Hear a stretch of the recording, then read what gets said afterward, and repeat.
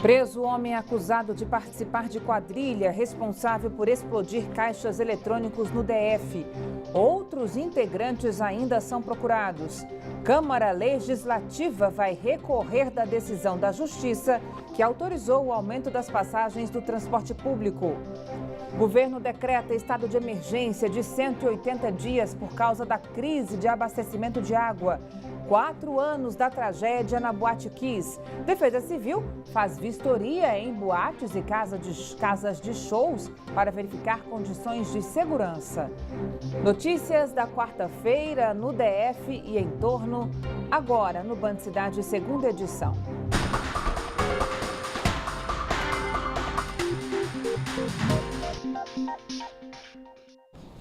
Olá, boa noite para você, seja muito bem-vindo. Nós abrimos o Band Cidade de hoje com a novela do aumento das passagens do transporte público. A Câmara Legislativa anunciou que vai recorrer da decisão da Justiça que autorizou o reajuste. Quem tem mais informações ao vivo é o repórter Rodrigo Nunes. Rodrigo, boa noite para você. Boa noite, Carol. Boa noite a todos que acompanham o Band Cidade. Os deputados passaram a tarde aí, quase toda desta quarta-feira, reunidos aí para tentar chegar a um consenso e discutir essa situação aí. A casa vai recorrer da decisão do Tribunal de Justiça que manteve o reajuste das tarifas do transporte público aqui do Distrito Federal. Os parlamentares se mostraram bastante insatisfeitos com essa decisão da Justiça. O deputado Vasnim Derrori conversou com a nossa equipe depois da reunião e criticou mais um reajuste aí durante esse mandato do governador Rodrigo Hollenberg e também cobra uma solução aí sobre esse caso. Veja. Nós não podemos aceitar que em 14 meses de governo tem um reajuste de 75%, uma licitação de 2012 a 2013, portanto, não há o que falar, 10 anos sem reajuste. As empresas que há 10 anos operavam não operam mais. Então, nós temos um quadro que exige do Poder Judiciário uma manifestação mais objetiva sobre a gravidade do momento social que nós vivemos. Carol, lembrando que a Câmara Legislativa derrubou o decreto do reajuste aí no último dia 12, mas o reajuste volta aí por determinação da Justiça e o valor das passagens já devem subir a partir da próxima semana. Carol. Obrigada, Rodrigo. É isso mesmo, apesar da medida anunciada aí pela Câmara dos Deputados, pela Câmara Legislativa, o preço das passagens dos ônibus e do metrô pode subir a qualquer momento. O GDF espera apenas que a decisão da Justiça seja publicada para seguir com o reajuste. A alegria durou pouco para os milhares de passageiros do transporte público do Distrito Federal. O preço das passagens vai voltar a subir. Maria está com medo de perder o emprego. Aí complica pra gente. Muita gente já perdeu o emprego, uma colega minha, vizinha, já perdeu o emprego por causa do aumento da passagem. Provavelmente vou ser mais uma que vou perder o emprego por causa desses aumentos de passagem. Marinalda não entende por que o preço sobe, mas a qualidade do serviço deixa a desejar. Metrô, por exemplo, eu moro na Samambaia. Samambaia não tem metrô suficiente, né? A gente chega, passa 30, 35 minutos para vir um outro metrô. Janeiro tem sido atípico em relação ao preço das passagens. Na primeira semana, a população sentiu no bolso o aumento das tarifas anunciado pelo governador. Os passageiros ficaram insatisfeitos e foram às ruas em protesto.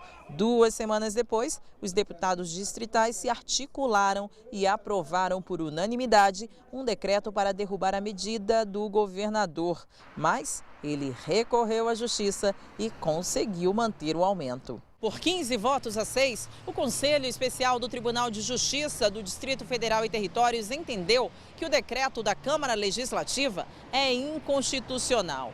A previsão é que o preço das passagens volte a subir a partir da semana que vem. A decisão do tribunal tem caráter provisório, ou seja, ainda pode ser derrubada, já que o Ministério Público deve analisar se houve ilegalidade na concessão do aumento. Se sim, o Ministério pode entrar com ação civil pública contra o governo do Distrito Federal. O brasileiro, assim, o candango, vamos dizer, num geral, tá? Aquele que nasceu aqui, aquele que trabalha, que faz por Brasília e por merecer, para sobreviver aqui, é sem pai e sem mãe.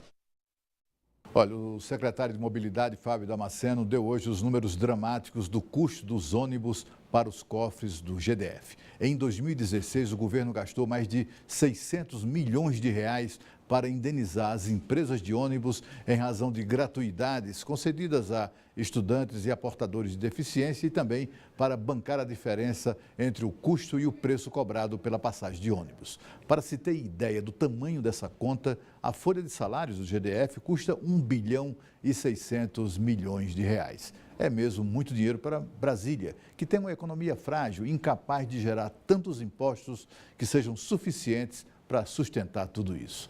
Como a gente tem dito aqui, não existe ônibus de graça e já não é possível para o governo do Distrito Federal suportar o peso de tantos gastos públicos. Nós mostramos ontem no Band Cidade que pela segunda vez essa semana, assaltantes tentaram explodir caixas eletrônicos de uma agência do BRB em Ceilândia. A polícia prendeu um desses homens que seria o chefe da quadrilha. Ele já tinha passagem por interceptação. Gabriel Henrique Alves Duque, de 20 anos, foi preso em flagrante. Ele é suspeito de tentar explodir 4 caixas eletrônicos. De acordo com a polícia, Gabriel praticava os crimes com um carro roubado, que foi apreendido. O Gabriel ele foi preso na tarde de ontem, logo após a tentativa de explosão a uma agência bancária na ADE da Ceilândia.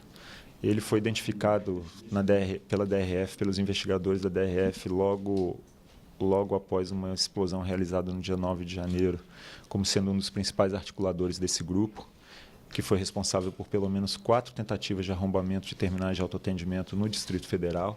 Gabriel agia com outras 3 pessoas que ainda estão foragidas. Um adolescente de 16 anos também fazia parte do grupo. Ele já havia sido apreendido por roubo de carro. A polícia explicou que a quadrilha não tinha experiência em explosão de caixas eletrônicos. Por isso, nas 4 tentativas, não conseguiu concluir o roubo. As bombas eram caseiras e grandes demais para serem colocadas nos caixas. Foram vários indícios que foram colhidos durante a investigação, que demonstraram que era um grupo que estava se iniciando nessa atividade e não contava com a participação de nenhum indivíduo que já tivesse expertise nesse tipo de crime.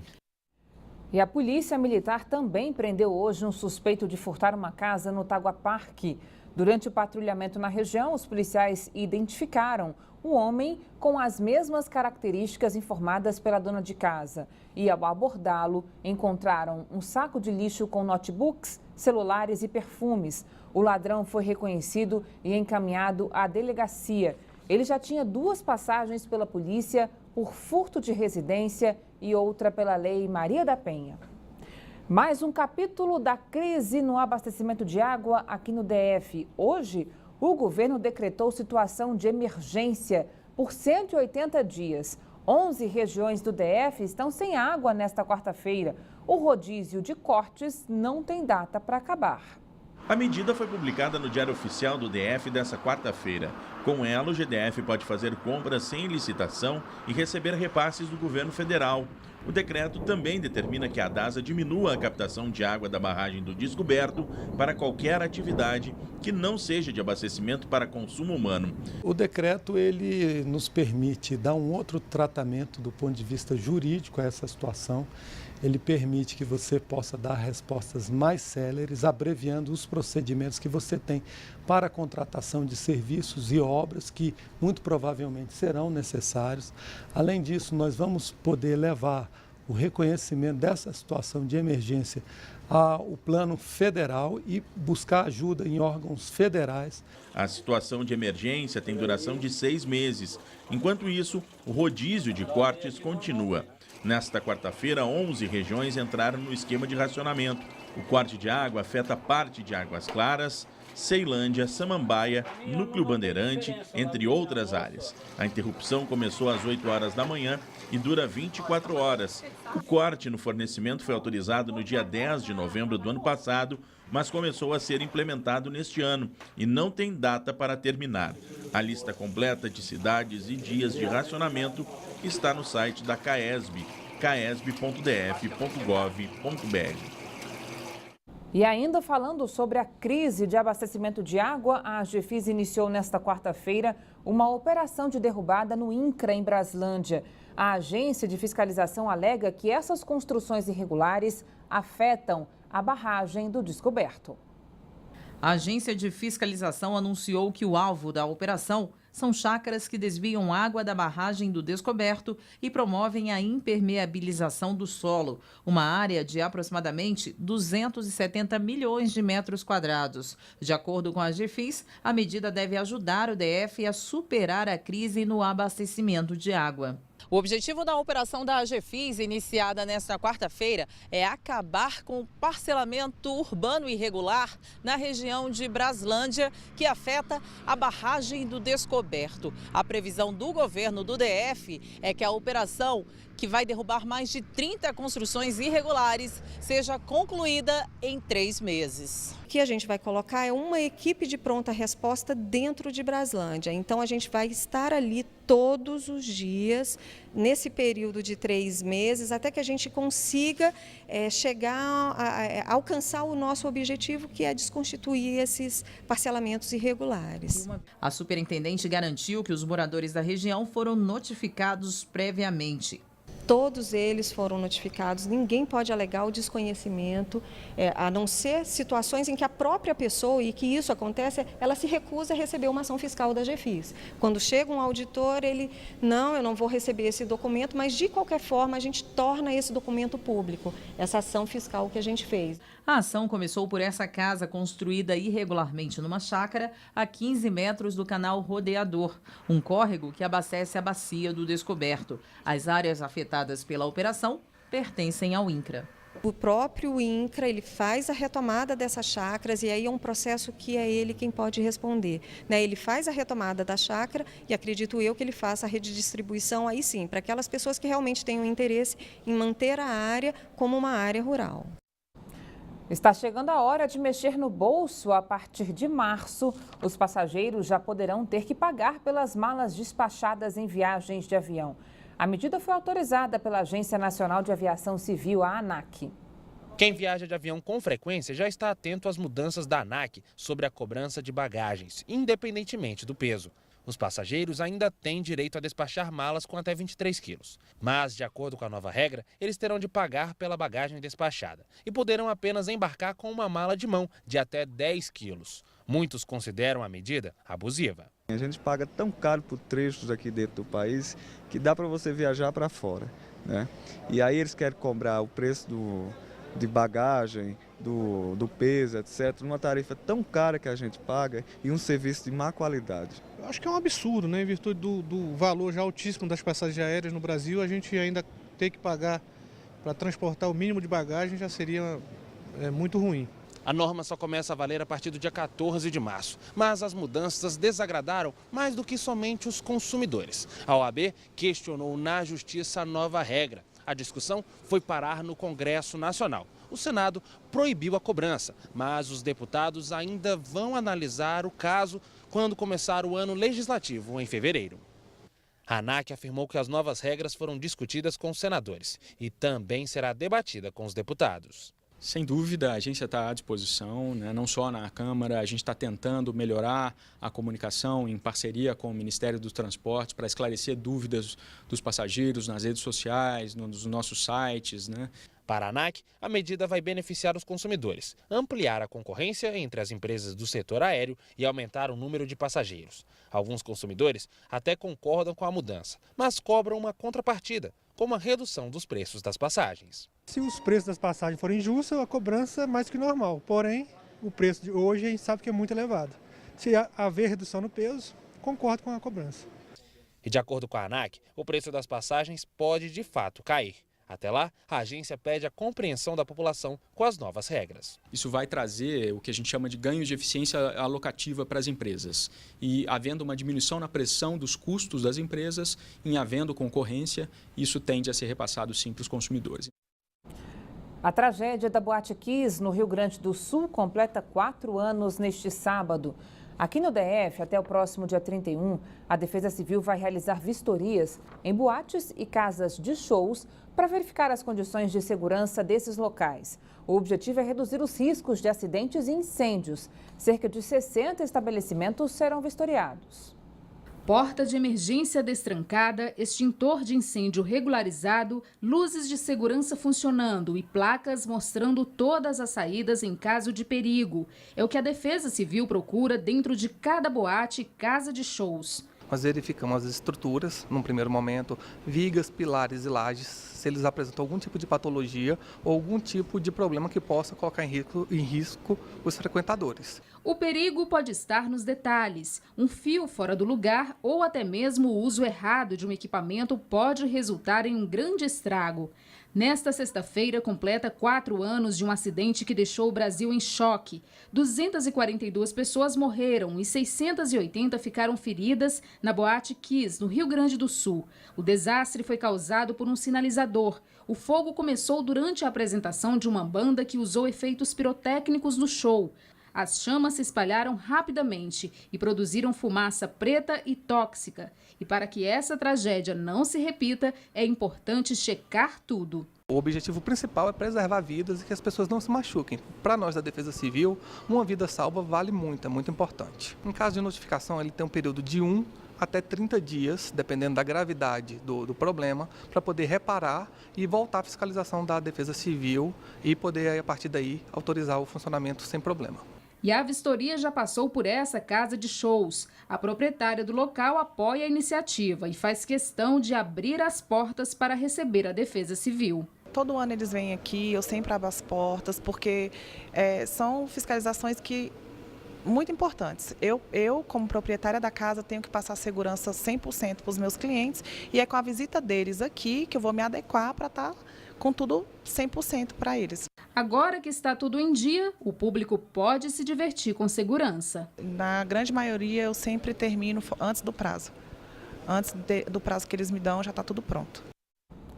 A Justiça do DF condenou a 8 meses de detenção o homem acusado de clonar o celular do governador Rodrigo Hollenberg entre janeiro e fevereiro de 2015. Pela curta duração, a pena de Jefferson Rodrigues Filho foi convertida em prestação de serviços comunitários. O homem foi condenado por invasão de dispositivo informático com o agravante de ter sido praticado contra um agente público.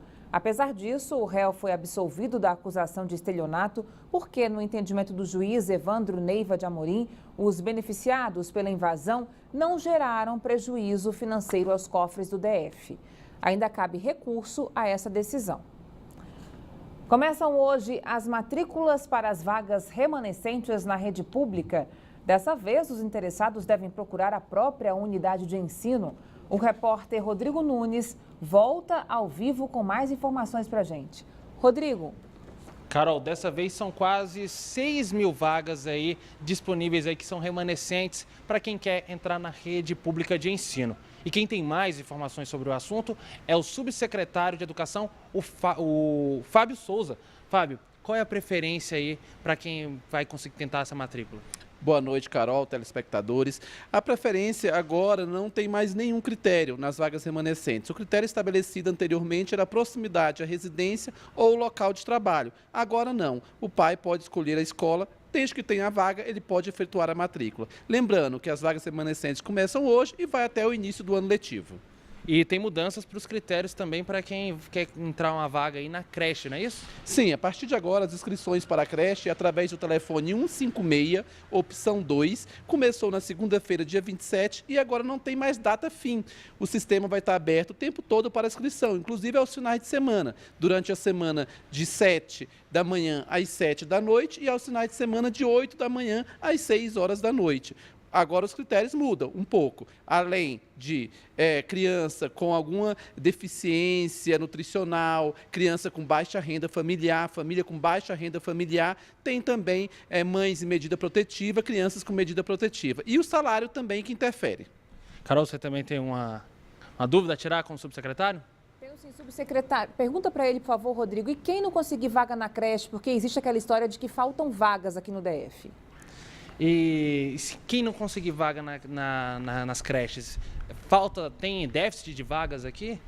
Infelizmente, a creche não era considerada educação até 2010, era um serviço social. Então, somente em 2011 que elas passaram para a Secretaria de Educação. Até 2013, o GDF só tinha apenas uma creche pública. De 2013 para cá, já foram construídas mais 42 creches públicas e temos mais 58 convênios. Mas existe uma demanda histórica ainda, que a Secretaria de Educação, aos poucos, vem diminuindo essa demanda. Muito obrigado pelas informações, subsecretário. Voltamos aos estúdios com você, Carol. Obrigada, Rodrigo. Foi preso no fim da noite desta terça-feira o assassino do ajudante de pedreiro na 713 Norte. O homem foi morto a tiros. A polícia militar encontrou Ezequiel Crispim na mesma quadra onde aconteceu o crime. Com ele, os policiais apreenderam uma arma calibre 32 e 3 munições. De acordo com a PM, ele confessou o crime. Ezequiel já tinha passagem pela polícia por tráfico de drogas e tentativa de homicídio.